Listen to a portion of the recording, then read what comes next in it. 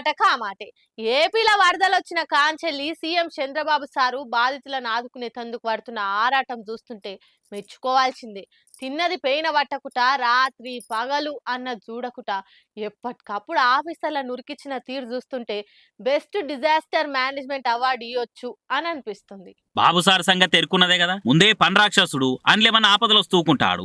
కాళ్ళకి గిరికలు కాదు, ఈ వరదల టైంలో పడవలు కట్టుకొని తిరిగిండు. బిజవాడ వాడకట్టులు అన్ని తిరిగి బాధితులకు భరోసానిచ్చిండు. వెనక ముందు అవుతుండొచ్చు కానీ అందరికీ సాయం అందుతుంది అని ధైర్యం చెప్పుకొచ్చిండు. అటు బుడమేరకు గండ ఎట్లా పడ్డది, విజయవాడకు ఎట్లా గండమైంది, మళ్ళోసారి ఇట్లా కాకుండా ఏమేం చేయాలని బుడమేరు కాడికి బురదల్ని దిగి నడిచిపోయి చూసొచ్చిండు. బ్రిడ్జ్ మీద ఉండి చూస్తుంటే అలగ్గున రైలు వచ్చే వరకలా ర్యాంపు మీద నిలబడి సైడ్కు జరిగిండు. చెర్రంతల గండం తప్పినట్టు అయింది సార్కు. అటెంక మళ్ళా కేంద్ర మంత్రులతోటి హెలికాప్టర్ల ఏరియల్ సర్వే చేసి ఆంధ్రాను ఆదుకోవాలని వినతి పత్రం ఇచ్చిండు. ఎప్పటికప్పుడు తిండి నీళ్లు అందేటట్టు ఆఫీసర్లను ఆర్డర్ చేసిండు. చక్కగా పనిచేయని స్పాట్లనే సస్పెండ్ చేసిండు. వరదలు వచ్చిన 48 గంటలనే వాడకట్టులు అన్ని పైరింజన్లు పెట్టి సాఫ్ చేయించిండు. అటు బండ్లు మునిగిన బాధితులకు ఇన్సూరెన్స్ కంపెనీలు కొర్రీలు పెట్టకుండా జల్దీ క్లెయిమ్స్ ఇచ్చేటట్టు సెంటర్ తో మాట్లాడి ఒప్పించిండు. ఇయాలనే సెంట్రల్ బీమా కంపెనీలకు కూడా జల్దీ క్లెయిమ్స్ ఇవ్వాలని ఆర్డర్ కూడా పాస్ చేసిర్రు. ఇట్లా ఆపదలు వచ్చినప్పుడు సారు బాధితులను ఆదుకుంటేందుకు ఆరారపడే తీరు చూసి అందరు కూడా తారీఫ్ చేస్తున్నారు. ఇక ఇంకో దిక్కు ఎప్పటిలెక్కనే ప్రతిపక్షం వాళ్ళు ఈ వరదలు కూడా బాబు సార్ తెప్పించినాయే, ఆయనే దగ్గరుండి మొగులకు మోటార్ పెట్టి వానలు కొట్టించి వరదలు తెప్పించిండు అన్నట్టు తిట్టిపోస్తున్నారు. ఒక్కరికి సాయం అంత లేదు. అదే మేముంటే అందరినీ బంగారు పడవల దొలకపోయి 5 స్టార్ హోటల్ పెట్టి చూసుకుంటుమే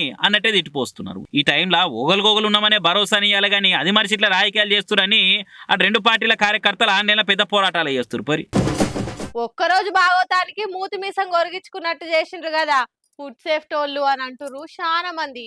హోటళ్ల మీద చెకింగ్లు చేసినట్టు కటింగ్లకు వచ్చి మళ్ళా కామైపోయిండ్రని కామెంట్లు చేస్తుండ్రు.